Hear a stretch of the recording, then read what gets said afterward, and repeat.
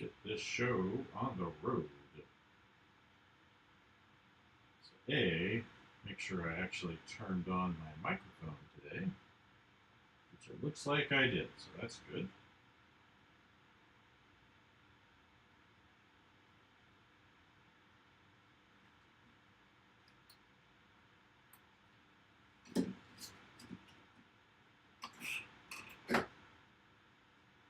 Let's see. Get this up.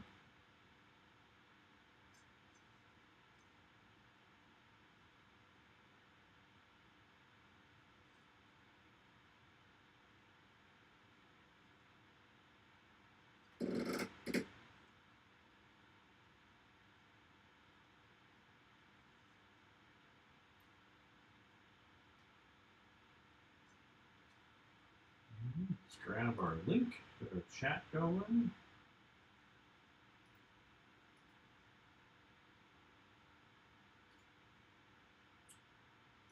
Link.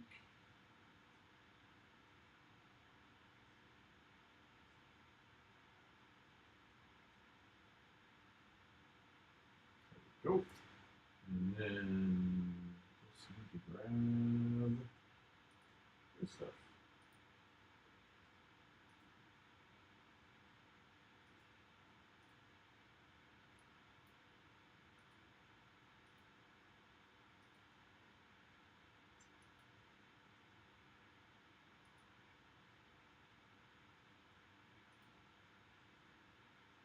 There we go.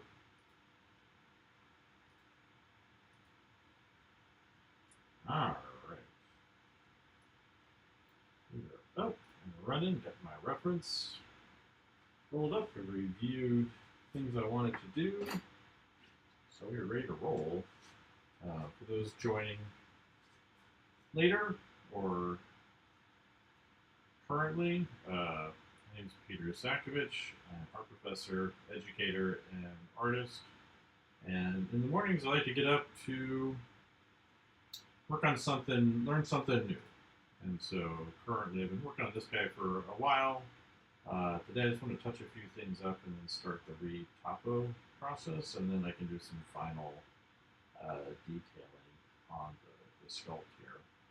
So there's like a few little kind of bumpy areas I want to straighten up, like on his neck. Start with that probably. Maybe a little bit around the eyes, just so it's a little bit cleaner. And then I'm going to jump into simple retopology, not actual high-level professional retopology, because there's no intent to ever animate this. And get that cleaned up. Probably start off with the horns. Here are these larger scales that are separate pieces, and then and so been looking at that process. It's not that challenging. I just wanted to make sure I understood what to do, and then we can jump into that. Right now, the reason why you want to retopologize things is it makes it easier to get better flow in the geometry. So you can see those little artifacts in here. This is just from how the geometry actually looks. So if I turn that on, it's not clean at all. There's like triangles and things going on here from the various steps I've taken in making it. So that's kind of the plan for this morning, is clean up some of this. I want to flatten this out, but I'll save the bumps, the other smaller scales in here for later on. Clean up some of this neck stuff and a little bit around the eyes.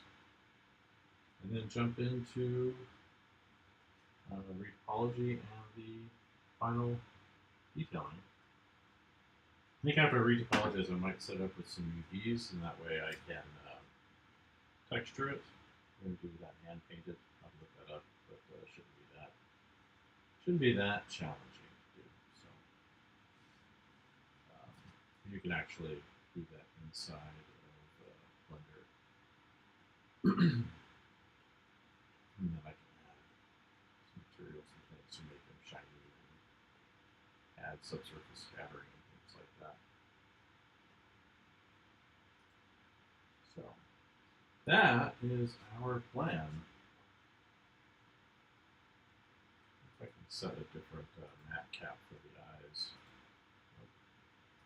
Universal matte cap, huh? All right, so let's do that.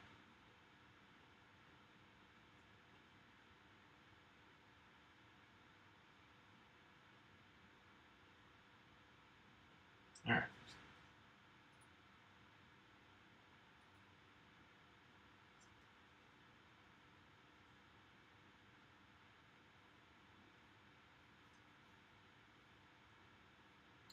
So smooth out this neck stuff. Get rid of those bumps.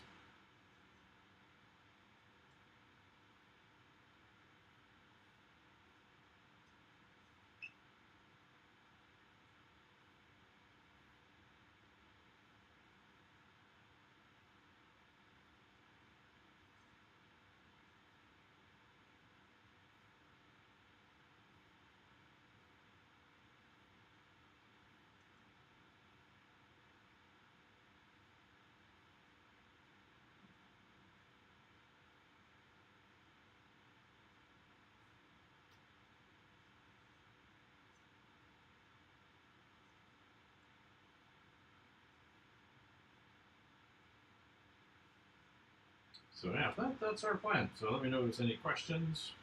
Again, I like to get up in the morning, kind of work on the morning study thing, and spend about an hour, hour and a half on this every day. And so this is an area I want to kind of get into for a while. It's so bumpy in there. I'm going to smooth that out.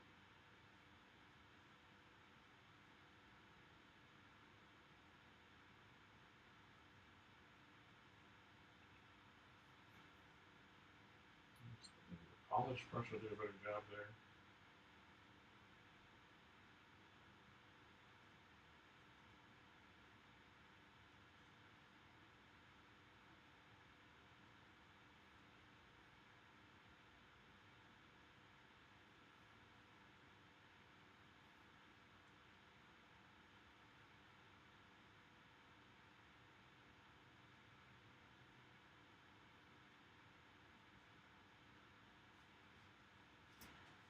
Let's see. That's better.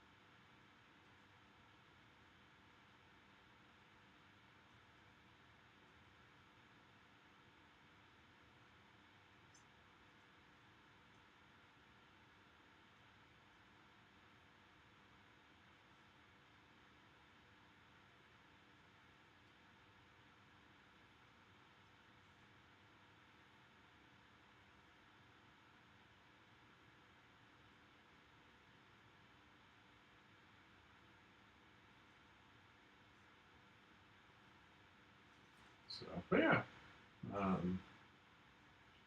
curious to see how the tech markets look today. I've been kind of tracking a lot of that with the AI nonsense, and got a lot of reports kind of came out over the last week about the negative impact it's had on the larger companies, even like Google, where it's got negative cash flow. Oh, hello. I feel like you might be a bot.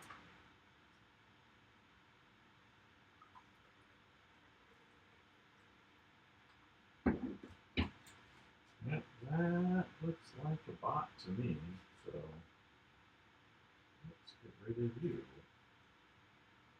You're on the Twitch. What is with Twitch and bots? Hello over there on the YouTube. What is it with Twitch and bots? Man. Delete. Delete. Delete. Did ban the phrase streamer boo last week finally. And I get a lot of those, but once in a while there'd be someone say, join us on Streamer Boo or whatever. Get fake followers and interaction. Like that. No, thank you.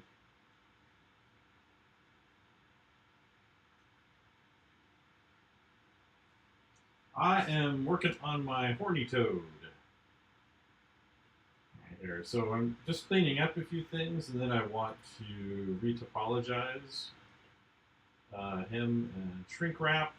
Maybe after we'll actually probably do a simple retopology, try to set up UVs with the basic retopoed model, and then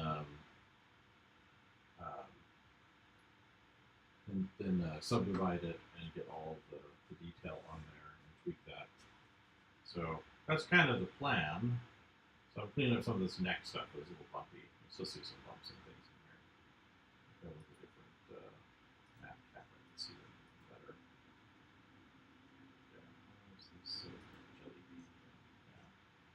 So these different material map caps we put on there are kind of used for seeing different things. So you can see it's like working up here, it's a lot smoother. Hello. But down here it's still a little bumpier. So when I do the retopo, I want this to be smoother so it's not as lumpy. And then I can add in other things as I go. I'm just planning on doing the head. Probably to do the whole body at this level of detail might kill my computer.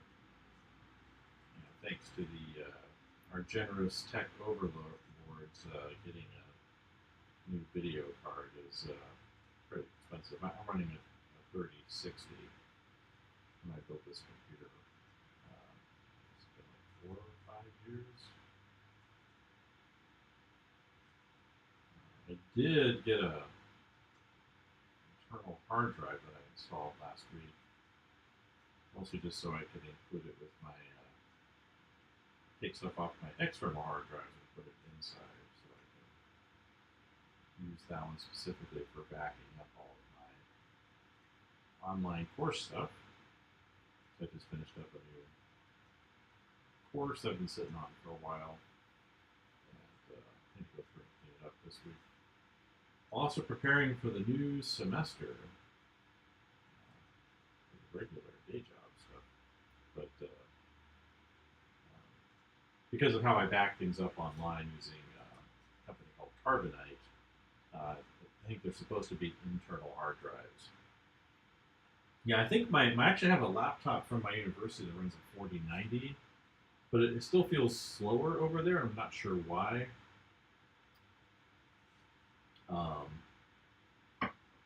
So I could run that, but at the same time I'm still running the hard drive space issues on it. It's an Alienware, and it's a nice computer.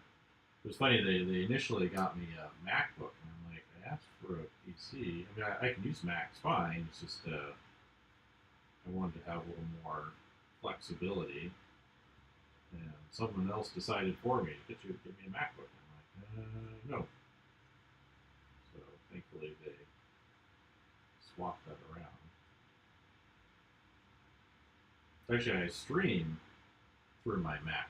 So I'm on a PC over here, but I have an old MacBook Pro I bought years and years ago when I got this Antique.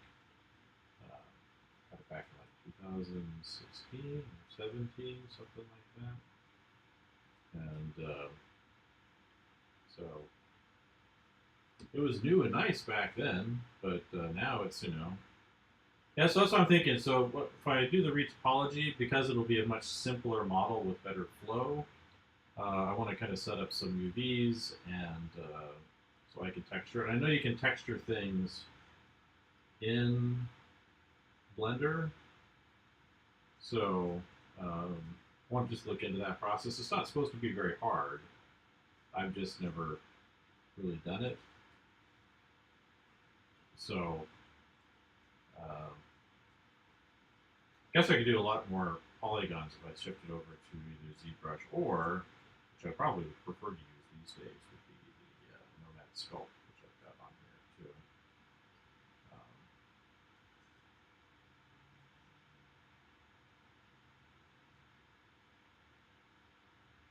yeah, as I said, I tossed in a 12 terabyte hard drive. So I've got like my working one that's 10, and then I got one separately for the teaching stuff that's now 12. I have these 8 gigabyte external hard drives, and I maxed them out. And so I need to go through and do that in the middle of backing things up. So it takes a while to do this, so it'll probably take a few weeks for this to complete, which especially with all these video files on there. I got into the carbonite. I've had carbonite since I think 2004 or 5, something like that. And the reason why I got it is I had a hard drive crash back then. So I was actually doing 3D stuff, and Halo had come out on the PC for the first time. Halo Custom Edition is what it was called on the PC, and I made some maps for it. And I was in the middle of making my 3rd map. First, it did pretty well in terms of people liking them and downloading them in that community. But I was in the middle of making a 3rd one, and my hard drive crashed. I lost everything that was on it. And that was back then. I was backing stuff up to CDs and I think DVDs by that point. But lost everything I was doing for the that map. And it was about the same time that that community was kind of dying down a bit. So from that point on, I've been subscribing to that. So this, for me, the primary thing is I've sculpted in other programs before. Not a lot. I consider myself, I like to say I'm a fan of 3D. So if I were to show you, let's see, in a second there. There we go. This is my portfolio site, and I've always been like a fan of 3D stuff. Like this is my last ZBrush sculpt. I never quite finished detailing it, but I don't. This is that. It's a not pixel paint, like voxel painting or whatever. I didn't really, texture it or anything properly. It's just painted on the polygons, but I never quite finished. These are some other ones I've done in the past, but I'm not. I like doing it, but I haven't really done 3D as much. So I wanted to do some more. This one goes way back, like 2015 or 16.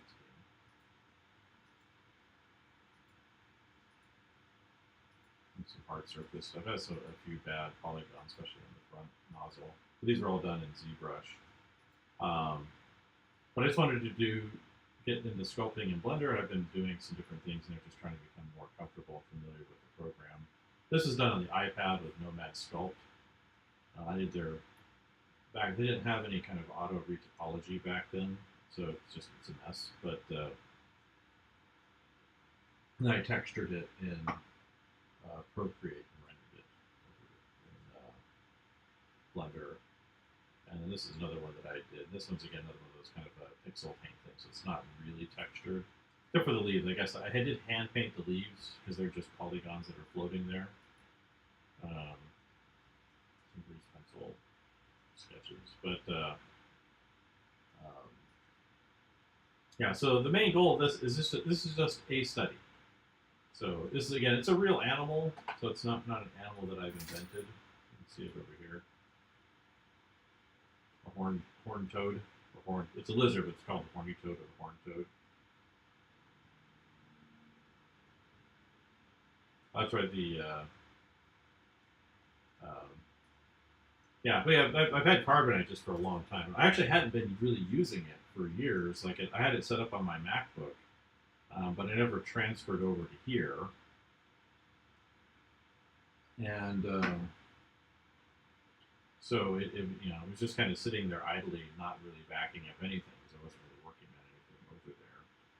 And I was like, So this summer I've kind of been doing some digital life cleanup to a certain degree, like getting that hard drive or resetting up Carbonite over here. So my main hard drive has already been backed up over here. Did that beginning of the summer, but yeah, I've been watching hard drive prices. This one, I think a year ago, it was like 200. It was less than $300 for the hard drive, and then it was like suddenly it was like over 500. I was like, because it was just before I was about to order it. It was like over 500. What? And then I think those are third-party sellers or something that were selling it for that much. And then Western Digital is the one I got, the red one. I guess they must have just put some back in their own store or something. And then it's dropped down to like 370 something. So I was like, yoink.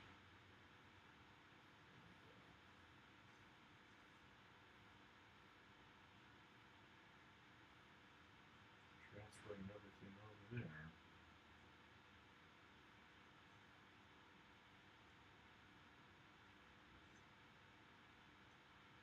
So adventures in modern computing, right?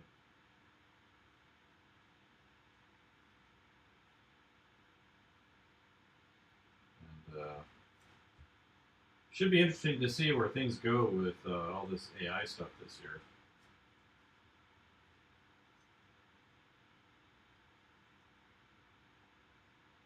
Huh.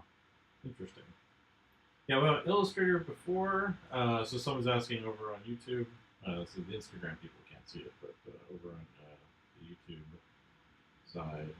Um, was it Illustrator before? Yeah, so I worked at illustration studios and game studios doing illustration and concept art and that kind of thing.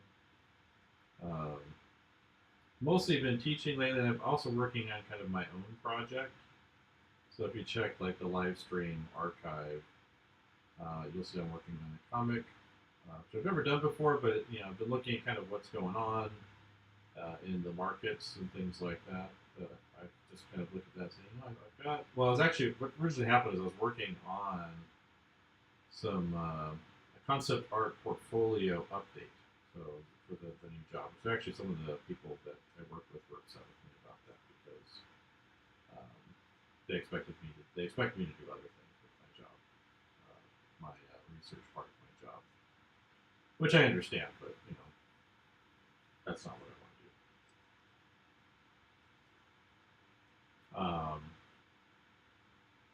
So, but I was working on these skills updates, including some of the Blender stuff I've been doing as well. But it's also like just looking at different programs, like doing my first Clip Studio paintings and things like that. And as I was building out this these images for this kind of world building concept project, started having like stories come to mind. It makes it easier to design things if you have a story that's built around, right? So if you have a story, then it's easier to imagine kind of living in that world and what it's like, and come up with new ideas for things you want to do with it. And I was like, actually, maybe I should look at this comic book thing.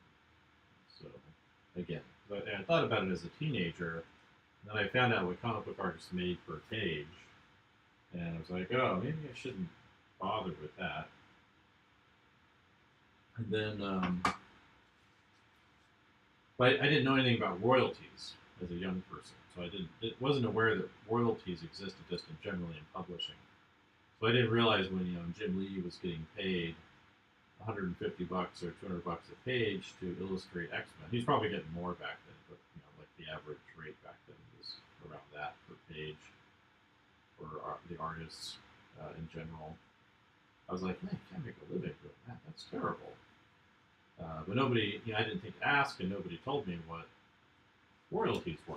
That if you sell over a certain amount, you make more money off of the sale. That really what you're getting paid is a advance on royalties a lot of times. It's not quite how it works in comics. If you're doing licensed people's stuff. Um, but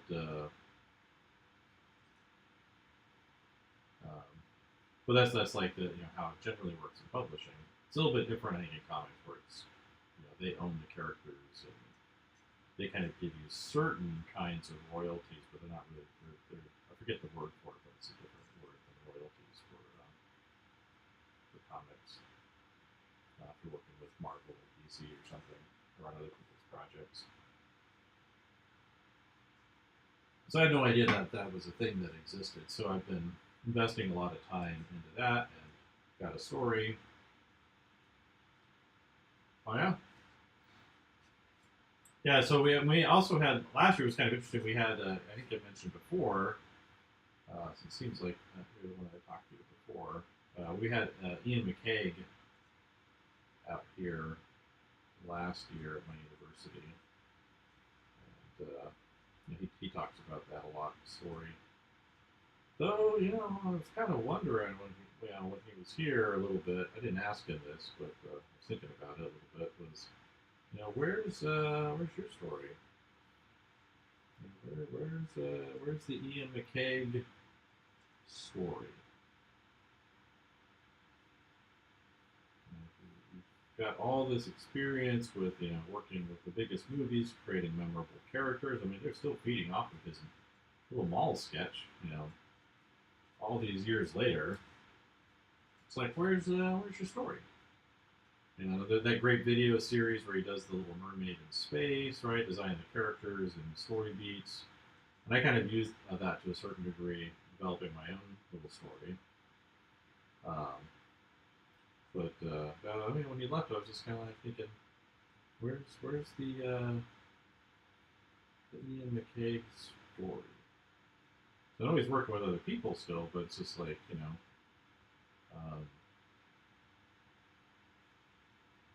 where is it?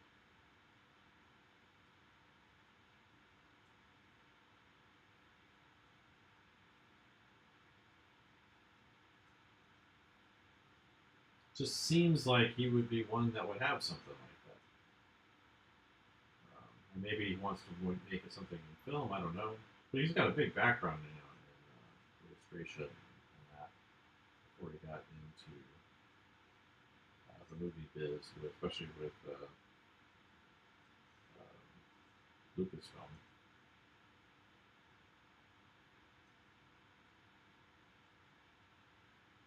But yeah, he's an incredible artist, and yeah, but I did wonder. I was like, where's the kid thing? Like, I got his little book, and it's kind of a story, right? His Shadow Line book.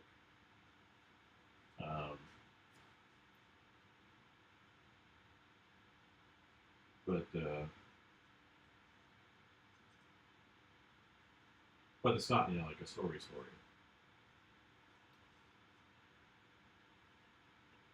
Yeah. So yeah, I've been. So if you look at my other live streams or things I've been posting, since you're on Instagram, you've probably seen the comics stuff that I'm working on.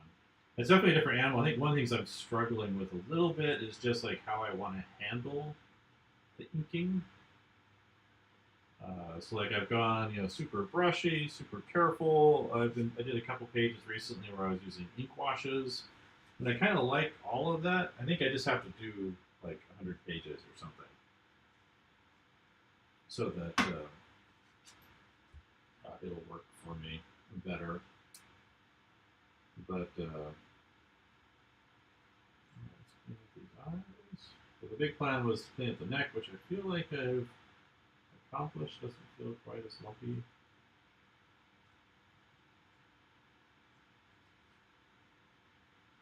Yeah. Now, I hear that happens. I actually had a friend when we graduated from college. Wish I could remember the name of the project, but he did a comic book And as his senior project was really ambitious, and then he had it at Comic Con like back in like 2004 or 3 or something like that, and he was he got an option, and it did actually get turned into a kid show. So it was kind of like a ancient kind of like a pre-Columbian. Get these scales down here. The ones under there and over here. It was like a pre-Columbian South and Central America kind of story world. And it actually got made into a cartoon, and I think there was a few seasons of it. Yeah, but it was like mostly shown in like Spanish-speaking countries. So it wasn't really anything you would see like on American TV. So it actually got made, but it never made him a lot of money because it had a limited run, and it was mostly shown outside the U.S., so it's a much smaller market monetarily speaking, and so he mostly worked as like a package designer these days. Sometimes I get to do a kids cereal package cartoon or something. Well, it does seem like there's a lot more room for cartoons that are more geared for older audiences these days. You look at Invincible or what's it called, Common Side Effects, or you got your Rick and Morty. Now they've got that got a spin-off of that based off the president.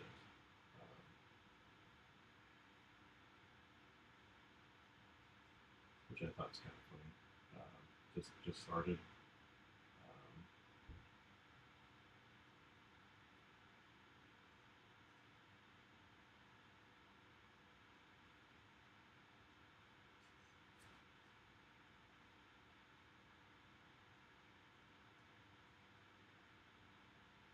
Oh yeah.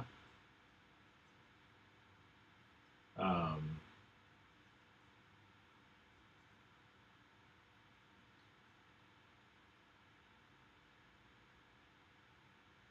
yeah. So yeah, there's a lot of. I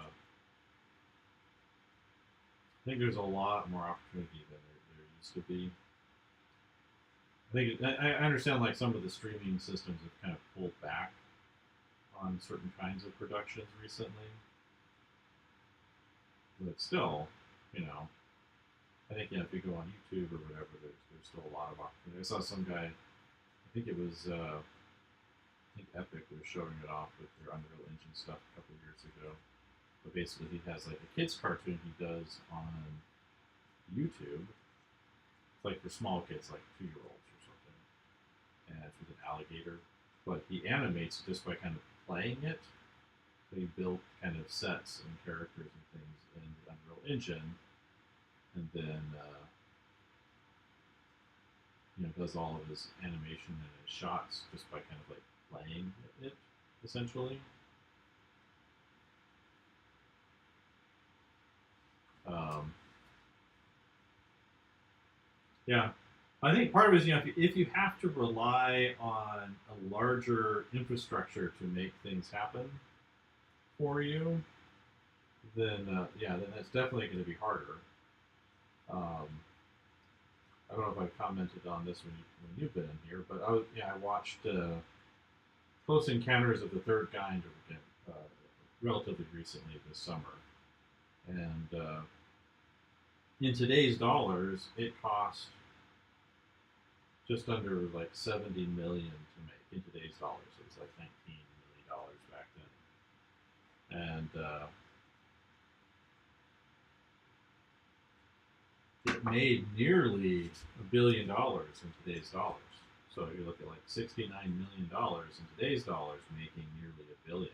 And that's somewhere where you see with like Obsession, right? It was 750,000 to produce, and they've made like what $500 million in ticket sales. since it's come out or more. Backrooms was like somewhat similar. I think it cost more, but it was still relatively inexpensive.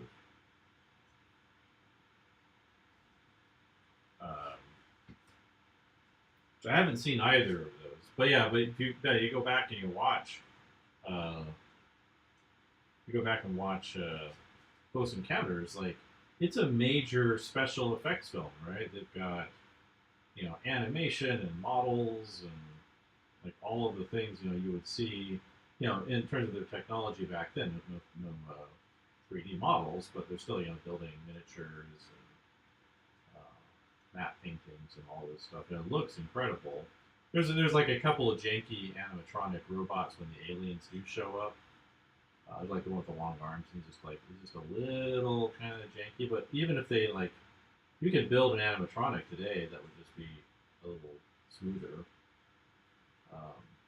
I don't even know for sure that was animatronic. It might have just been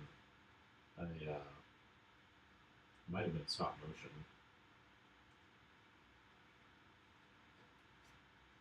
Yeah. So I think you look at like these Marvel movies, and like I think like that Doomsday movie's probably got to make a couple billion to be profitable for Disney.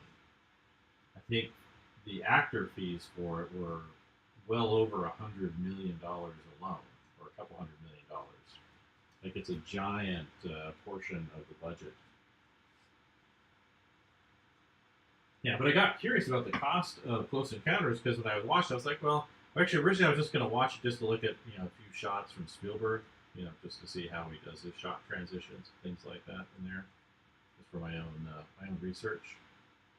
Like there's a pretty incredible one where the guy has when he starts when he sees the mountain in his shaving cream, where he's like he goes from him like having a good time with his kids and good family event going on, and just having a normal everyday life, and then you see this whole transition happen within a single shot where he suddenly has this kind of realization when he puts the shaving cream in his hand. Yeah. So I look at these movies and I'm just like, where's all this money going? And if you open up, like, there's a ton of people working on these movies. Like, when I looked at the credits for Close Encounters at the very end, it was maybe like a 5-minute stroll. And these days, the credits can go on for 20, 30 minutes at the end of the movie, especially if it's a major effects film, which is just kind of insane. And someone was, I think it was on Twitter, people were posting, there's someone posting about Cleopatra, because with the recent Nolan Odyssey film coming out, apparently they wrecked some guy's Viking boat. Like they used a Viking boat. Why use a Viking boat? Like this is supposed to be about like Greek mythology, at least Mediterranean stuff. Why a Viking boat? I guess it looks close enough or something. But apparently, they damaged it and didn't pay for the damages to this authentic Viking ship.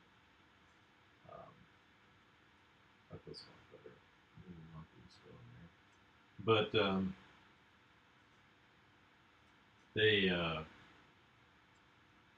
but yeah, you look at the budgets for that. But they were kind of comparing the visuals in this this Cleopatra movie from the '60s to what we see in films today. Casts of thousands and giant boats and giant real sets and all this background stuff that's going on just within these shots. And anyway, they were like they were commenting like the budget for this must have been insane. And some people looked it up, and it cost around, including marketing dollars, around $400 million to make in today's dollars.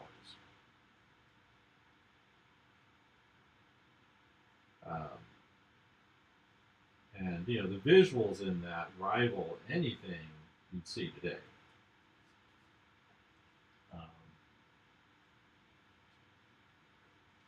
Let's see, maybe if I can find it real quick. No, maybe not. But yeah, you look at that, you're just like, well, what's going on? And I know the excuses, but the idea was, you know, like the CG stuff was supposed to make things cheaper, right? Faster. Um, you know, cheaper, faster, better. But you know, has it? Like I mentioned last time too, when you were here. Oh, excuse me. But Lucasfilm, like they're going back to practical for a lot of things. Oh, thank you, Charles. Um,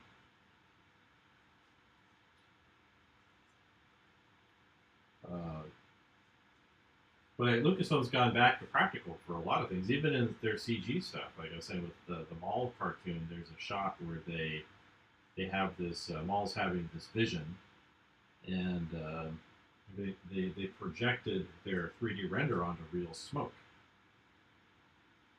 and recorded that. Or there's a ship in one of the scenes that gets blown up, and they used an actual physics shot and created it and shot an actual physical model for that scene because it was cheaper and faster than to do it digitally for some reason. Still not sure exactly why, but that's what they said in the interview, that it was faster. And they kind of looked at how long it would take to do.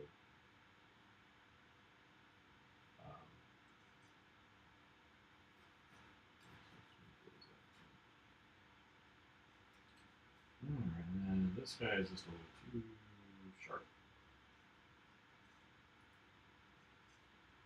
Actually, I got followed by this guy who does these really cool sculpts on YouTube. He followed I followed him on Instagram. Just, you know, this is cool stuff. I didn't. Let's see, where's my tool? Make sure it's not sucking in on itself.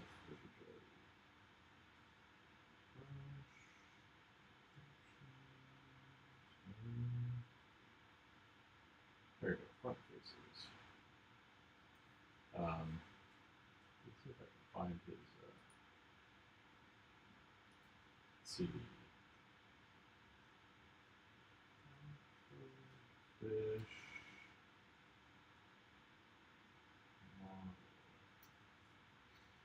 Let's see. Oh, there it is.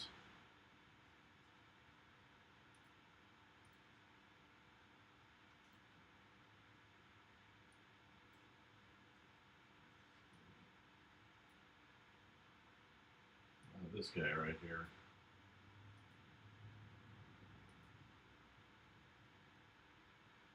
He has a cool one with the clownfish too that he does.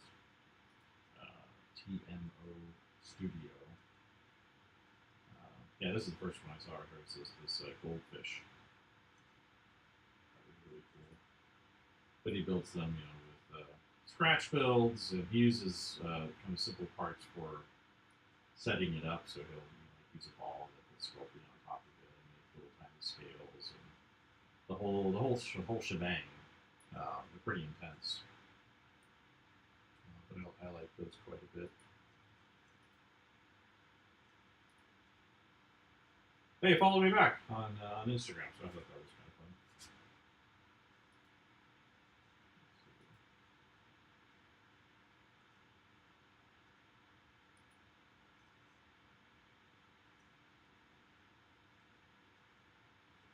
fun. But yeah, but there's definitely a lot of stuff going on where, you know, like the tools are more accessible and easier to use for everybody. But for some reason, like these Hollywood budgets are just like, you know, they're huge. Long brush, inflate.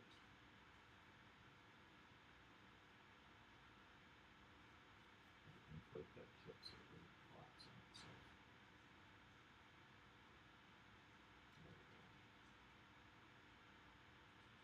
Sharp.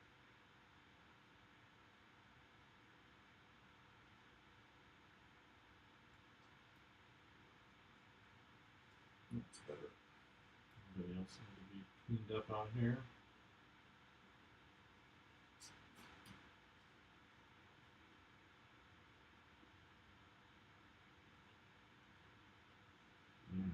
stick out to anybody. But yeah, I love watching these like scratch build and things on YouTube. I wish I had more time to get into that stuff.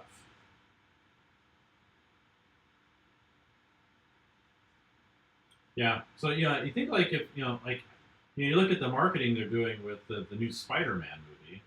One of them apparently was pretty awful form of marketing. Apparently BMW, they put banner ads on the screens in their cars. So the car you paid for, you know, they put banner ads in their car. You could click on the banner ad and like, we're giving you a special treat, and it was like a short trailer or something for um, the new movie. Which everyone says is pretty good. I haven't seen it, but people seem to be liking it. Made like $1 billion over the weekend, which good for them. I have a hunch that Doomsday won't do that. I have a feeling. I look at I talk to my students at school, at least last semester. They seem way more interested in the Dune movie than anything Marvel related. And Spider-Man, he's kind of got this rarefied space where everybody likes him. Like every demographic likes Spider-Man for the most part. Like I think I've mentioned in here before, but I don't know. There's always new people. But basically, the first Tobey Maguire one came out on my birthday, and I made my sister and my mom go to it with me. What do you want to do? I want to go see Spider-Man. I'm mid-20s. But I just don't get out to see movies very often. Or watch movies very often. Probably should watch more. But made them go see it, and they loved it. Like they didn't want to, but they walked out, and they were Spider-Man fans. Everyone likes that character. It's got kind of this universal appeal. I'm not sure how well the Amazing Spider-Man movies did. I'm not sure, why they dropped those as quickly. I haven't actually seen them, so maybe that says something. But that feels pretty good. The neck feels less lumpy. In the right ways. So let's save out a second version of this. Okay.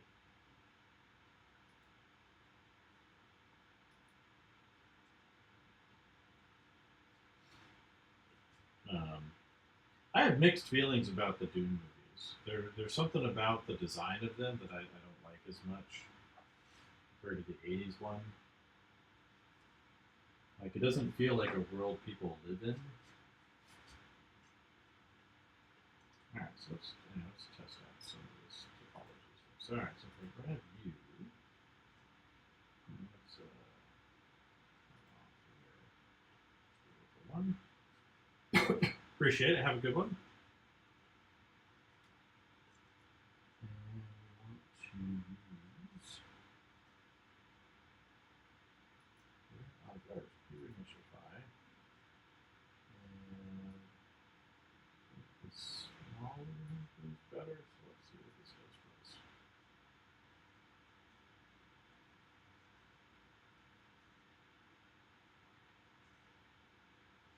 I think we can go bigger than that. So actually I need to let's do this. First I need to change this to high res.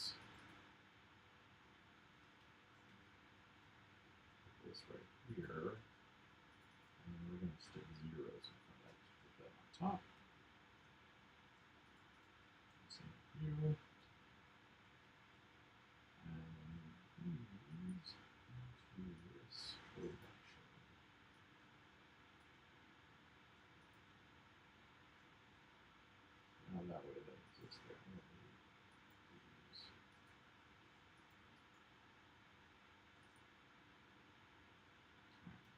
save. I need to duplicate that selection.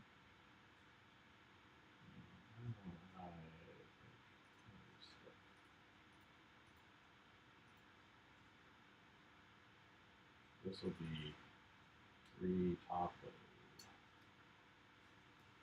I'm not messing with it. We can hide that collection. This one.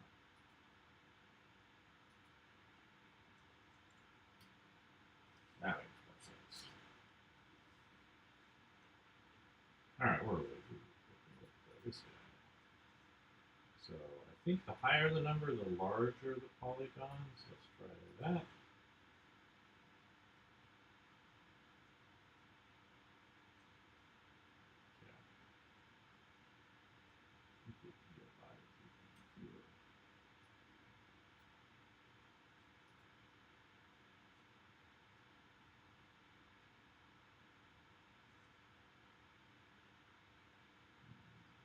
Good work.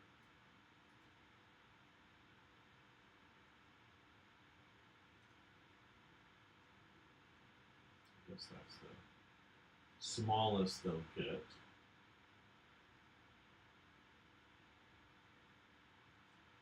I feel like it should be smoother. There's like some other sharp protect, yeah, symmetry, we don't care about that. Process, smoothing, alpha, flow config, what that means.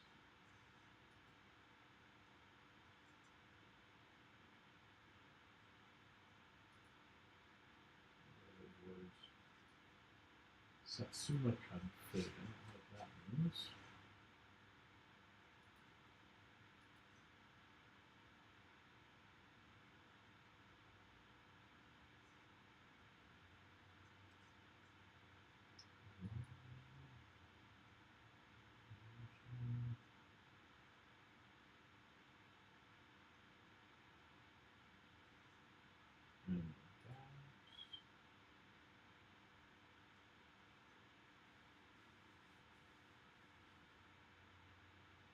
I was hoping for a little bit better flow, like more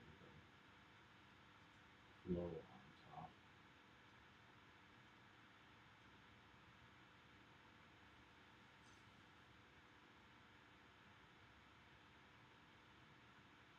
Let's see. Let's just change this to half and just see what that is.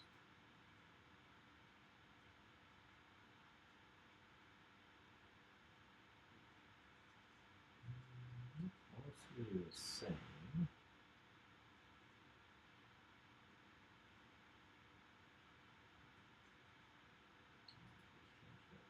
Circle. What does this do?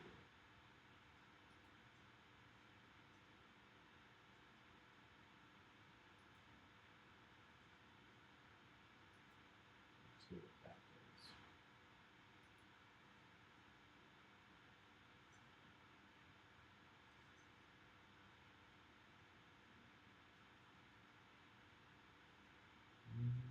It's the same to me.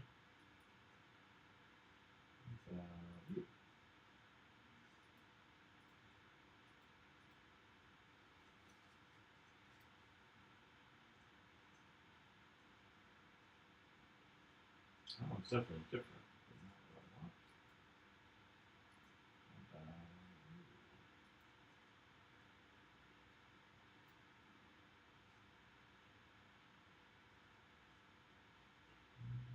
Some of the other ones.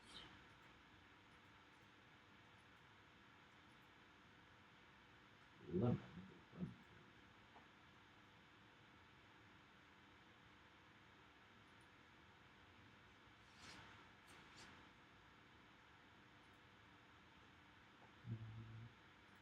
Seems the same.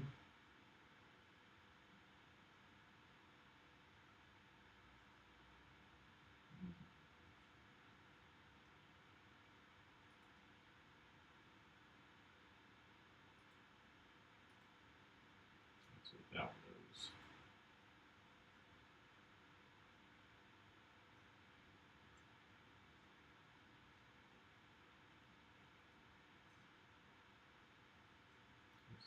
weird pinches in here.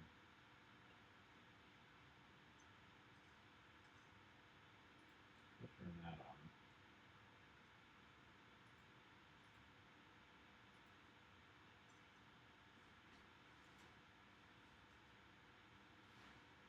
Why is it pinching in these areas?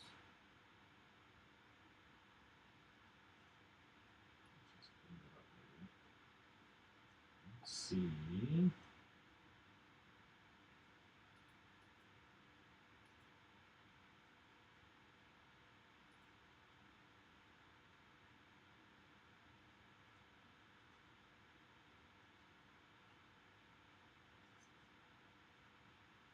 So that pinching going on in here. That's been pulled in.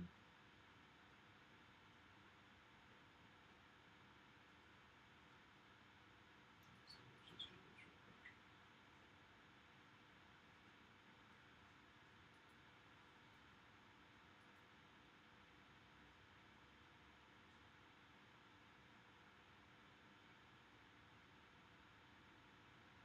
Better-ish.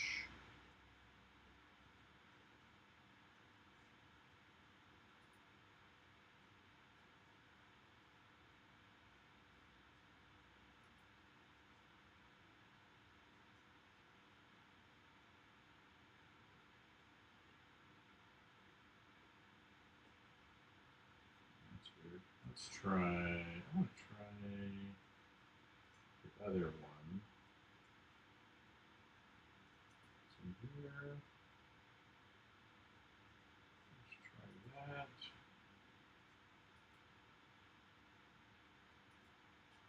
See what that does. That doesn't like it.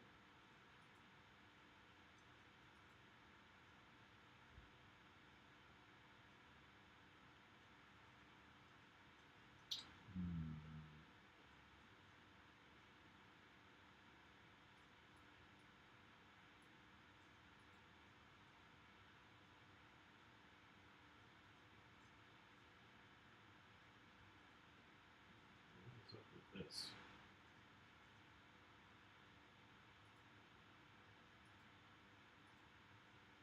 I see it's pushing in here for some reason.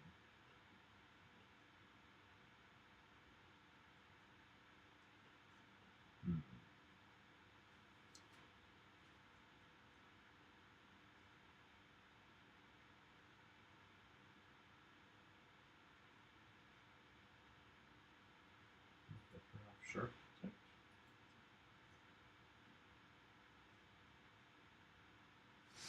Just working that. Well, that's better. That's better than what I was getting. Alright. So sharp detector's pulling that in.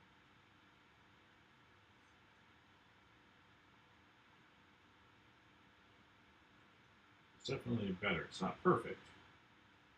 What's up with this right here?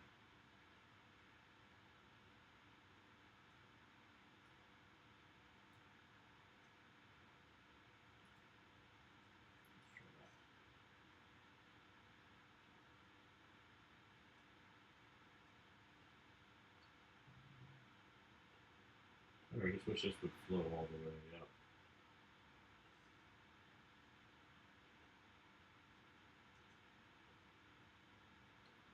Maybe this needs to be smoothed out. Let's see.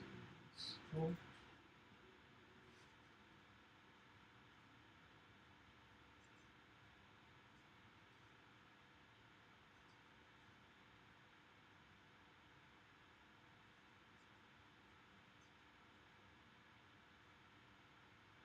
Let's try it. You're watching me learn while I work. So put that back there.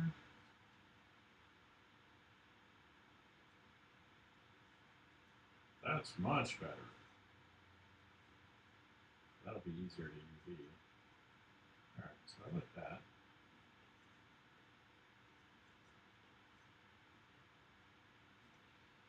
So that's step one. And that's the remeshed version. I see. So it keeps the old one there. But I don't care about that one because I've got a duplicate already.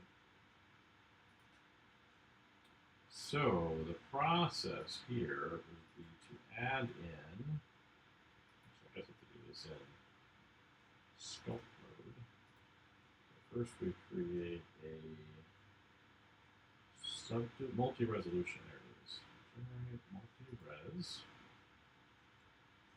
And then we add in a, where's the word?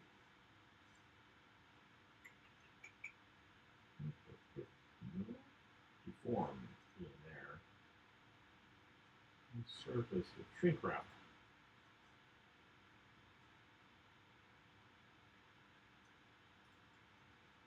This would be Conquest 09.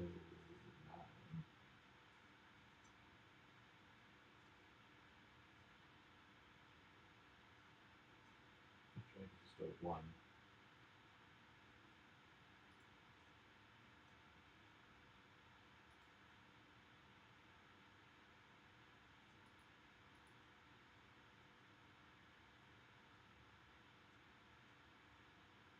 Alright, so that's you.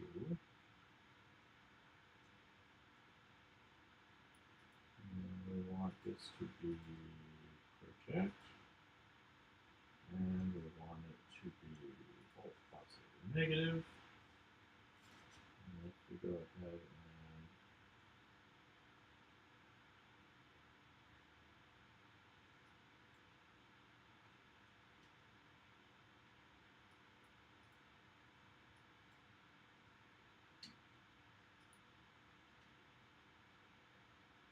and go for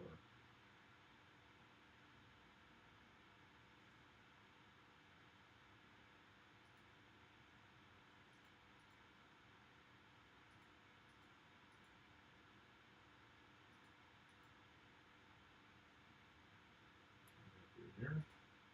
There we go. There's 4.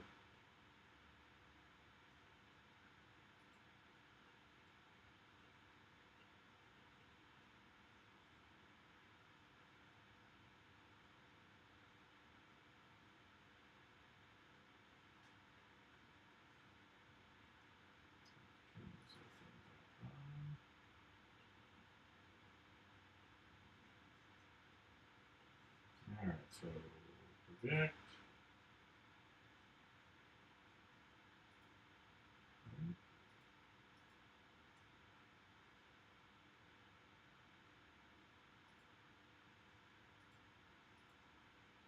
It's not working.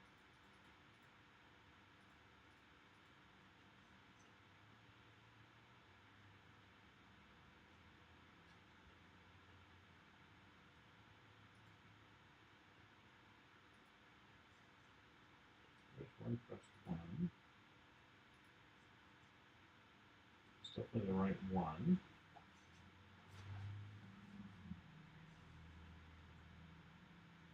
Is this not showing up here? There it is. So if we hide these, will that work?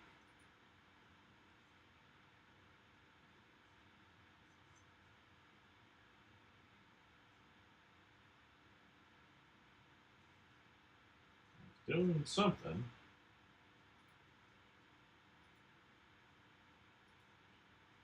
Alright, there we go.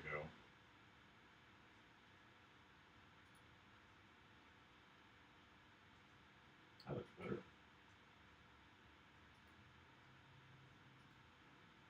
Yeah, so that's the new remeshed one with the clean mesh on it. So if we were to subdivide it once more,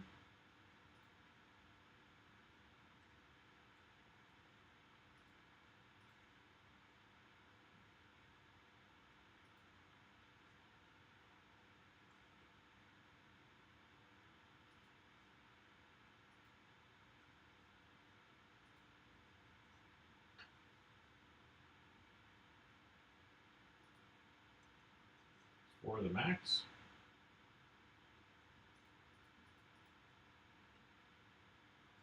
There we go. Maybe it's because it's hidden.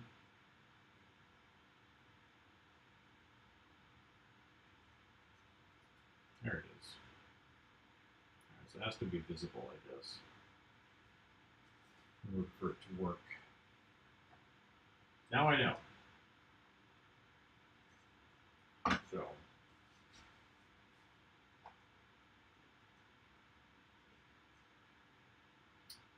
I think we can go and apply the shrink wrap. Skipping apply. Huh?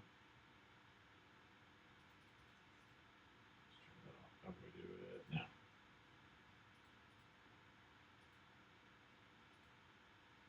Multi-res modifier turned error skipping apply. What is the error?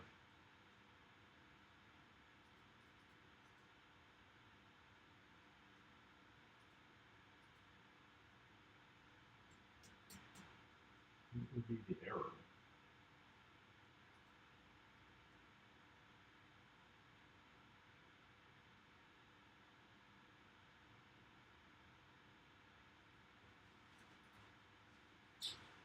Let's see. Let's do this first.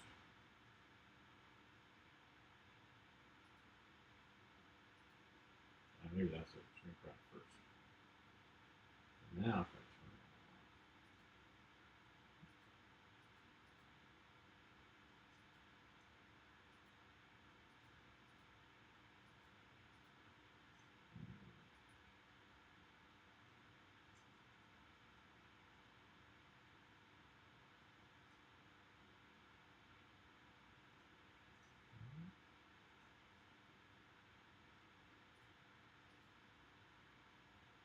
We're just seeing this. We're just seeing the top one. We're not seeing the shrink wrap one. Offset. World.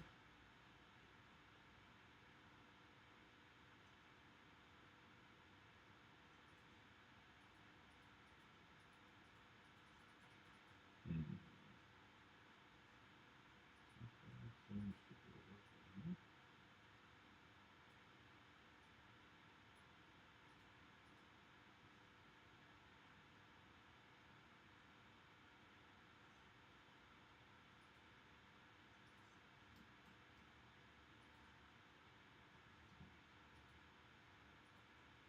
Supposed to be pretty straightforward, I thought.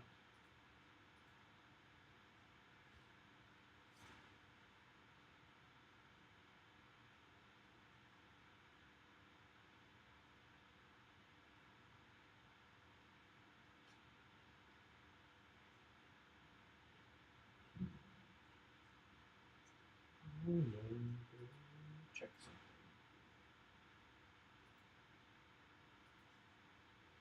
Sure I didn't miss a step. Apparently something's not quite right.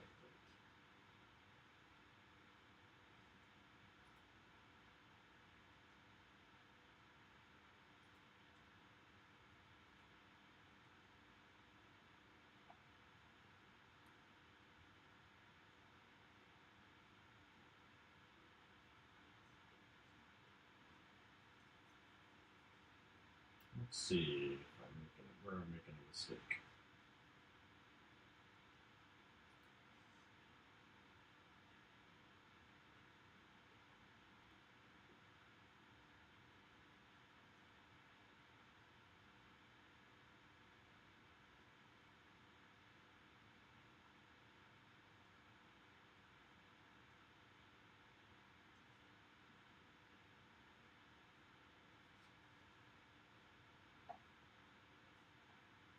Mm-hmm.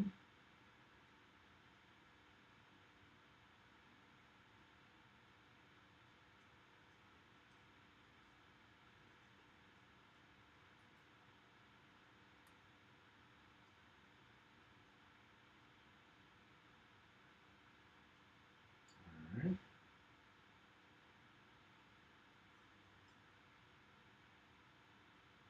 All right, so it should be.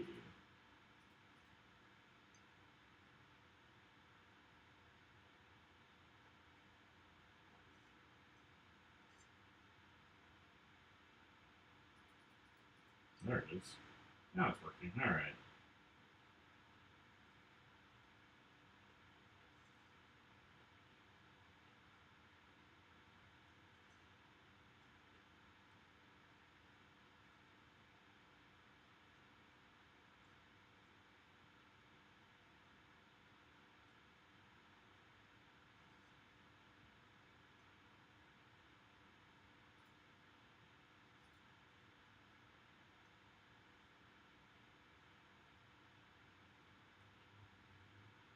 That seemed like that worked.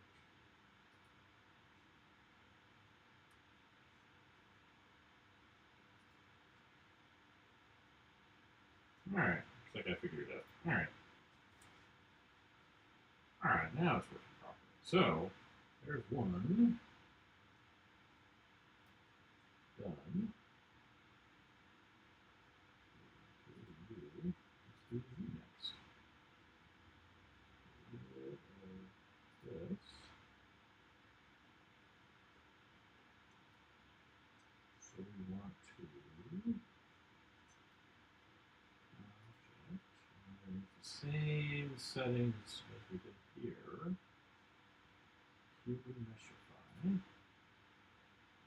See the results we get.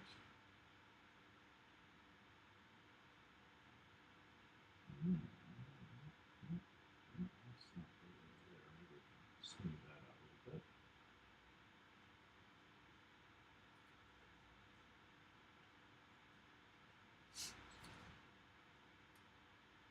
Or sharpen it up or something.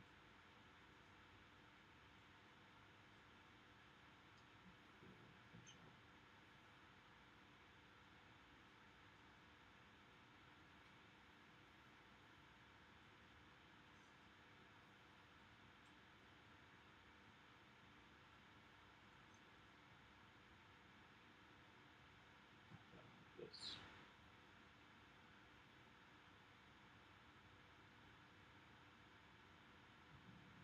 This.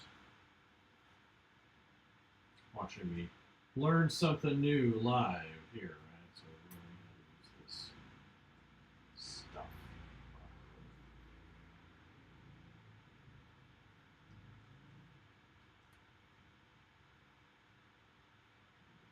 These edges, this will work better, and then soften up that tip.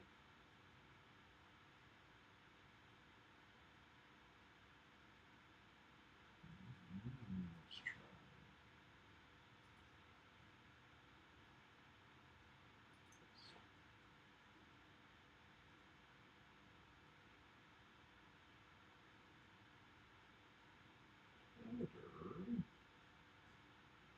Mostly.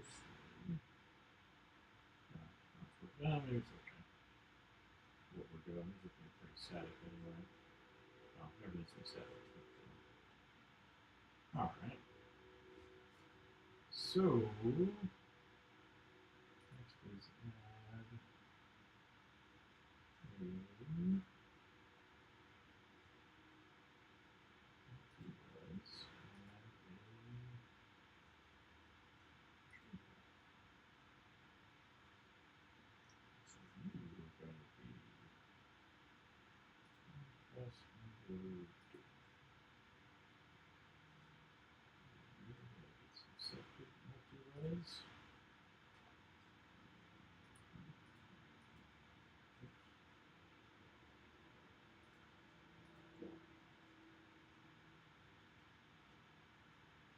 add a pretty good, I think.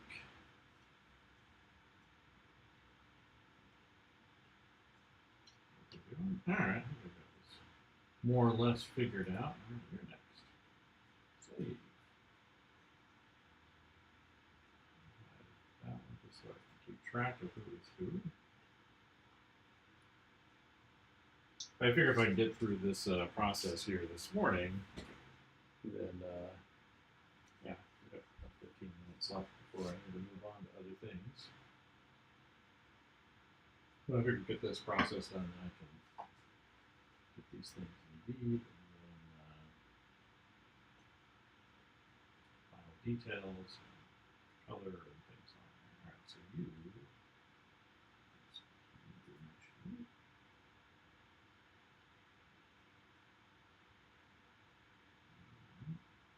That one's much better. So just in. I mean, I can copy and paste different modifiers over here, I guess. But I'm trying to learn, so. Subdivide, and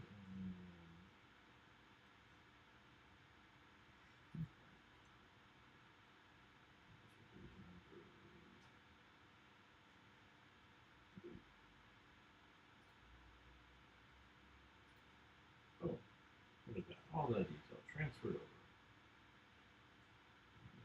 And apply. Could do that over here, so let's go apply.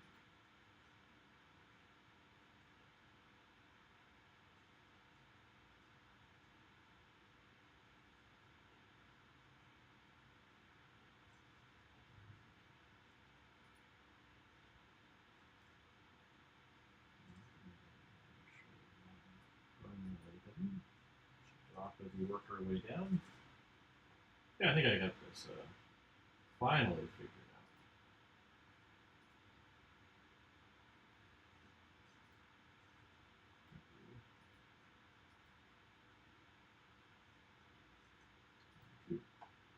out. Alright, next, you.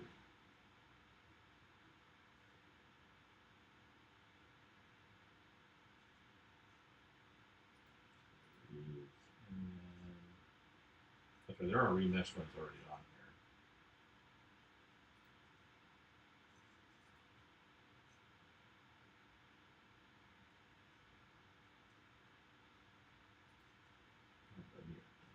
First.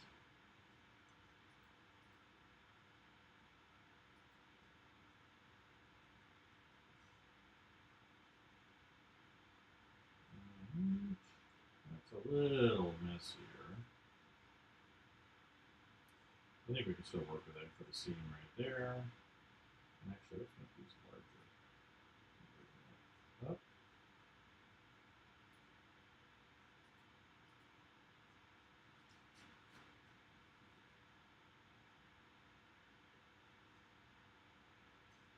Illustrator.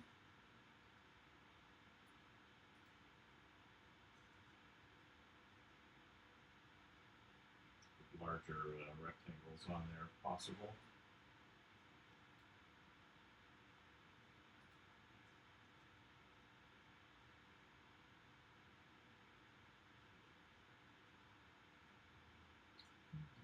It's changing that much.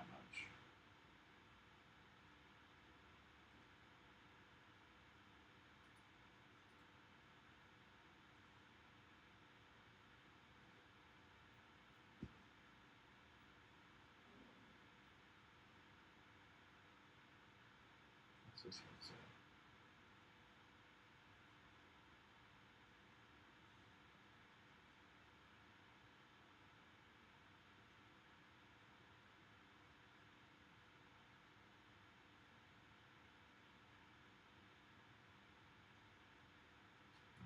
This is fine.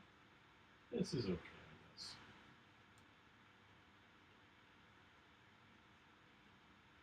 I wonder if we can, it's a name, the wrong button. Just fewer polygons on it.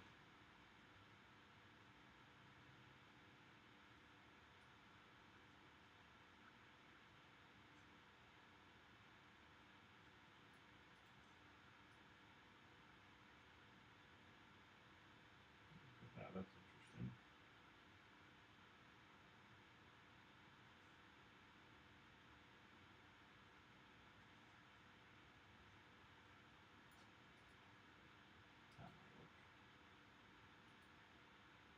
And then we'll add this. Shrink wrap. There we go. And then we go 1, 2, 3, 4. That's fine. And then we grab. Let's see.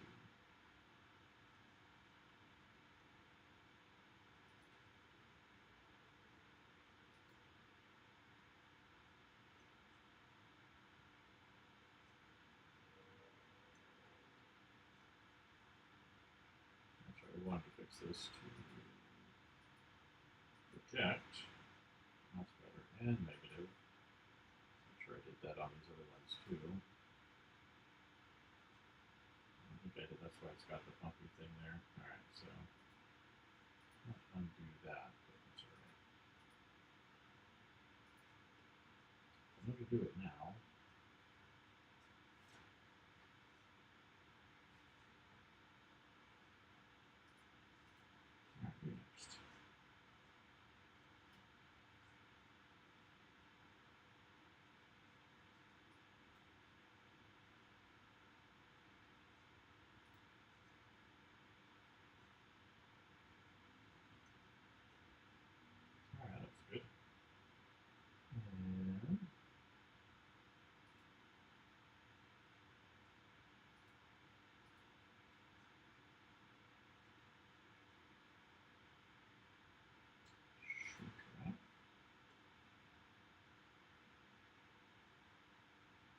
I did that one, right? So we wrote 1, 2, 3, 4, and done.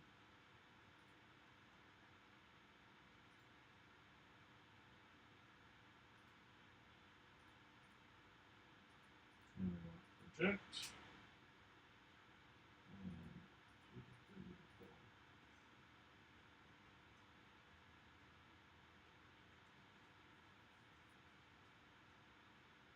All right.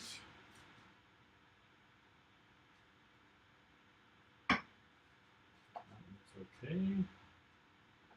Project. I'll try to want the negative one there too. Just make sure it's nice and clean.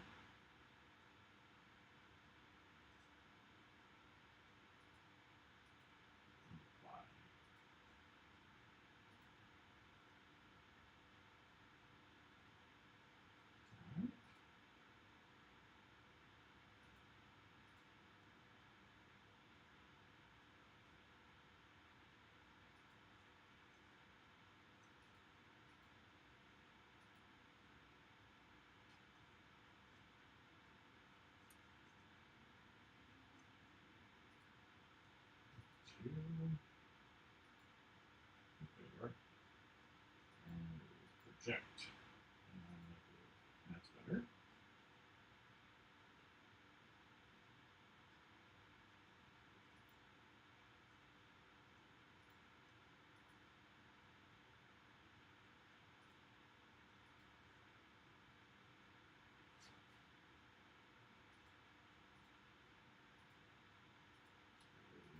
So I'm not confused.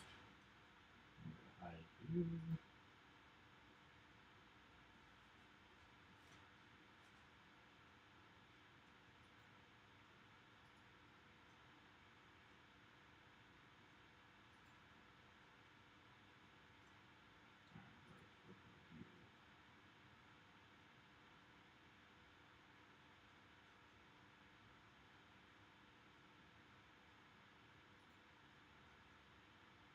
One, 2, 3, 4, 5, 6. So there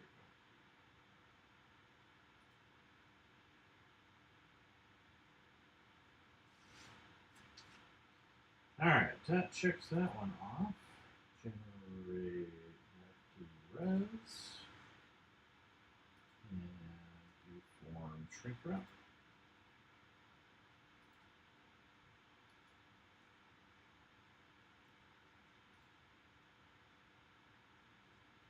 Number 6. Change that to, oh, I got the wrong one. 7. That's better.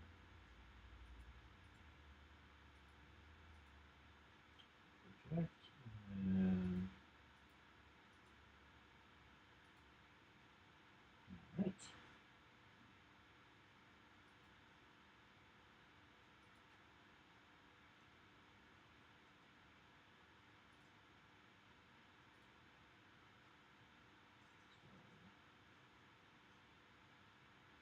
So, 7, all right.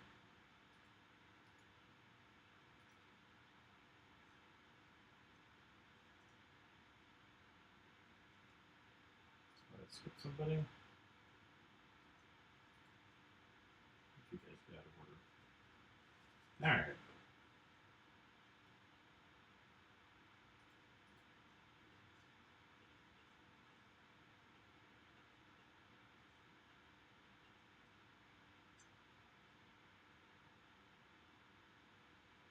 Somebody's mirror got left on. All right. Pretty much.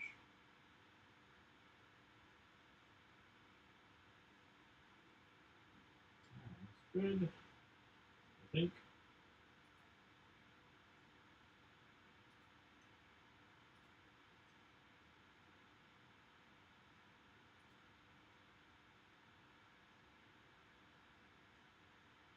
That should be the last one on the list. Look at that.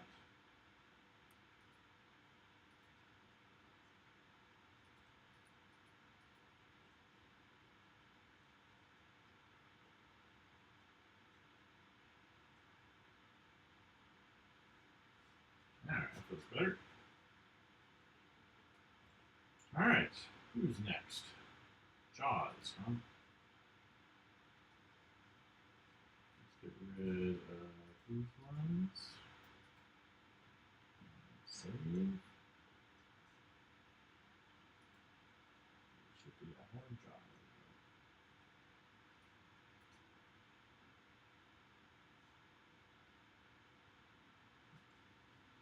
All right.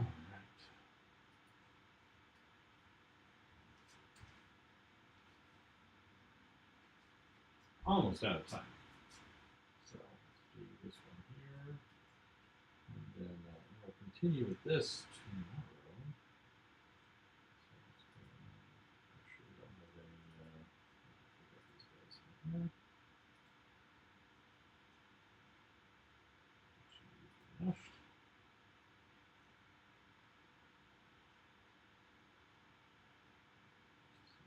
Fine.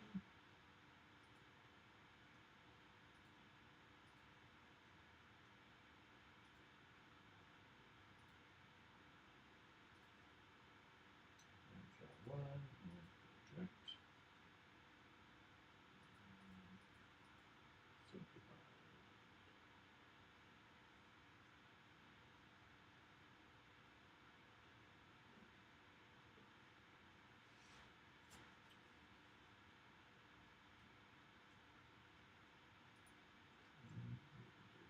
More.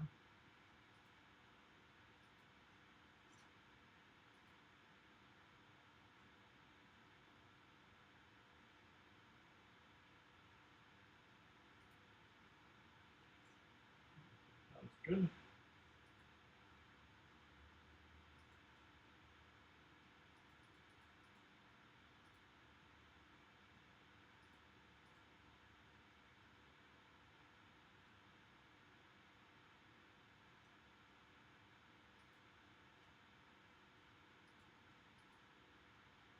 Let's see, number 2.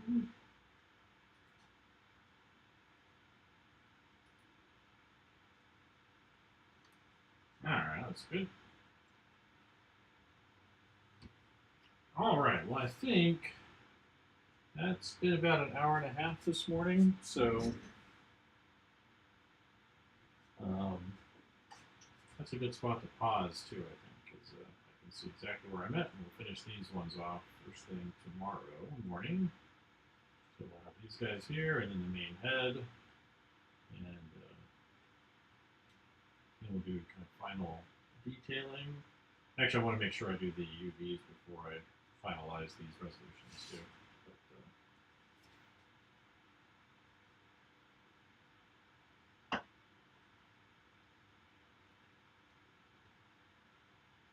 So anyway, appreciate everybody that came in. And I'll definitely be back in the morning. I may be back later today too. We'll have to see. But appreciate your time and conversation. Talk to you all later.